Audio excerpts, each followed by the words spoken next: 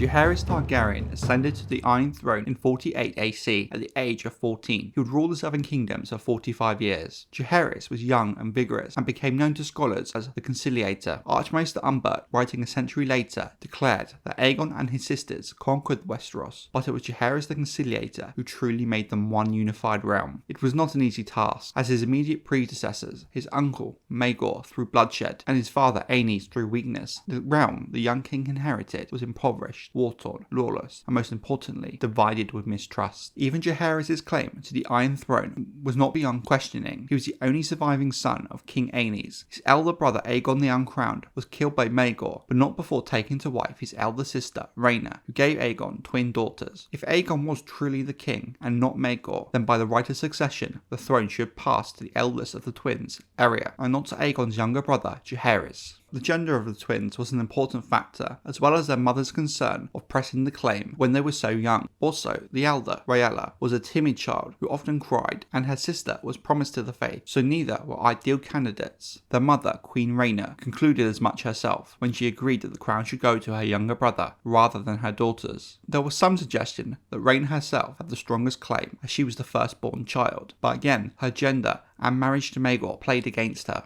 When presented with the notion, Rhaegar Baratheon simply replied that this was not dawn. But on a personal level, it was said Rhaena had come to hate King's Landing and just wished for a simple, peaceful life on Fair Isle. Jaehaerys was still a year and a half shy of manhood when he first claimed the crown, so his mother, the Dowager Queen Alyssa, would be his regent, with her husband, Lord Rhaegar Baratheon, as his hand. However, the boy king did not want to be a figurehead and insisted on his voice being heard in all decisions made in his name. The king's first challenge was dealing with some of the remaining supporters of Maegor, the few who had remained.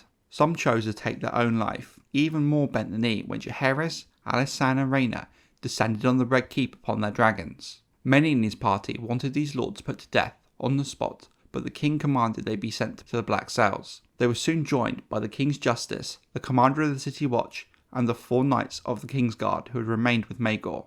2 weeks later, when Rhaegar and Queen Alyssa arrived at King's Landing, more than another 100 were arrested, from knights to serving men, anyone accused of having aided Maegor. With the dungeons of the Red Keep full, the question arose as to what should be done with the prisoners. If Maegor were to be counted as a usurper, then his entire reign was unlawful, and those who had supported them were guilty of treason and must be put to death. Such was the counsel urged by Queen Alyssa, the Dowager Queen. The Dowager Queen had lost 2 sons to Maegor's cruelty, and was of no mind to grant the men who carried out his edicts the dignity of a trial. However, Lord Rhaegar Baratheon stood against this. The hand of the king and protector of the realm, he agreed that Maegor's men needed to be punished, but he pointed out that if he executed them, the remaining loyalists would be disinclined to bend the knee. There would be no choice but to march on their castles, and the cost of that would be a bloody one.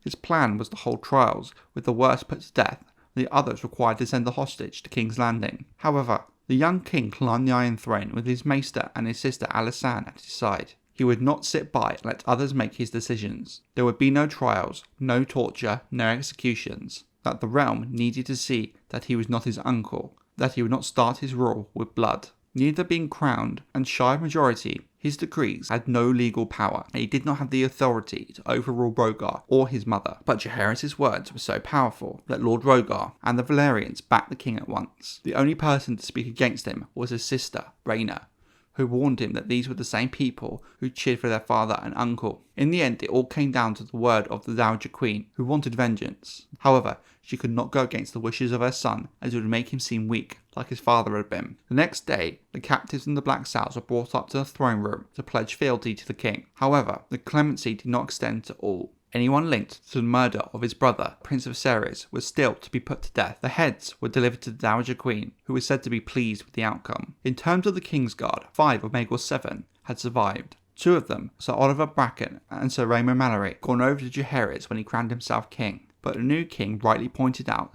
that by doing this they had broken their oaths to Maegor, and that he would not have oath-breakers on his King's Guard. He sentenced all 5 of the King's Guard put to death, but at the urging of his sister, Princess Alyssanna, it was agreed that they would be sent to the Wall and the Night's Watch. 4 of the 5 took the offer. The 5th, Sir Harold Langwood, demanded trial by battle. The king granted him his wish, but he was overruled by the Dowager Queen Alyssa. A young knight from the Stormlands would face Larwood as the crown's champion, Sir Gyles Dorrigen, whose uncle had led the warrior's sons. He was keen to prove his family's loyalty to the crown. He made quick work of Langwood, and Jaehares named him Lord Commander of his King's Guard. It must not be thought that the reconciliation of the Lords brought peace to Westeros overnight. King Maegor's efforts to exterminate the Poorfellows and the warriors' sons had set many pious men and women against House Targaryen. While Maegor had hunted them, the small folk at large gave them shelter, protection and food. North of the Golden Tooth, the Red Dog, Sir Geoffrey Doggett, moved between the Westerlands and the Riverlands at will, with the support of the pious wife of the Lord of Riverrun. Sir Joffrey, who had taken upon himself the mantle of Grand Captain of the Warriors' Sons, had announced his intentions to restore the once proud order to its former glory, and was recruiting knights to its banner. But the biggest threat came from Septon Moon and his followers, camped beneath the walls of Old Town. The Poorfellows had named Moon as their very own High Septon,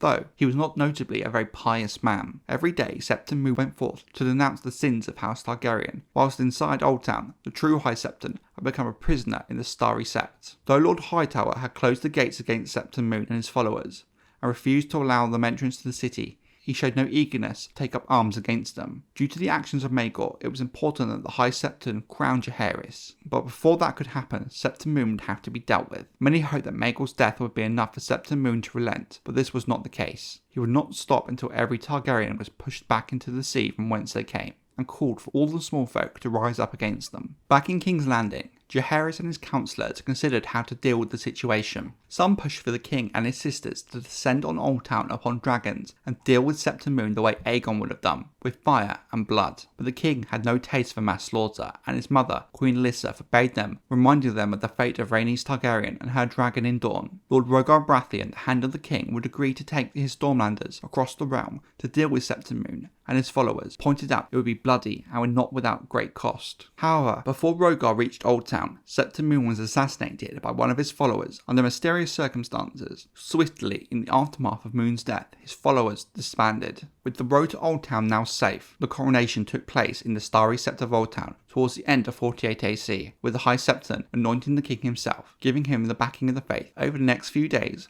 lords from all over the realm came to bend the knee, but no one could have expected to see Sir Geoffrey Doggett, the self-proclaimed captain of the outlawed warriors' sons, came in the company of Lord and Lady Tully of Riverrun, and not in chains as many would expect, but at the invitation of the king himself. The meeting between Doggett and Jaehares would set the tone for the reign to follow. When Doggett pleaded with the king to undo Maegor's decree outlawing the warriors' sons, the king firmly refused. He argued that the faith had no need for swords, and that they had his protection. However, Jaehares declared he would remove the bounty on the heads of the warriors' sons, and that he would not wage war against his own people, but that he would also not allow treason and rebellion. Jaehares told Doggett that he fought bravely against Maegor, and that even though his vow to the warriors' sons was at an end, that his service did not need to be, that the king had a place for him. Jaehares shocked all when he offered Sir Joffrey a place by his side as a knight of the King's Guard. When the Red Dog drew his longsword, there were some that feared he might be about to attack the king, but instead the knight went to one knee, bowed his head, and laid his blade at Jaehares' feet. He said there were tears upon his cheek. 9 days after the coronation, the king departed Old Town for King's Landing. Most of his court travelled with him in what became a grand pageant across the Reach, but his sister Rhaena stayed with them only as far as Highgarden, where she mounted her dragon Dreamfire to return to Fair Isle and Lord Farman's castle, taking leave not only of the king, but her daughters.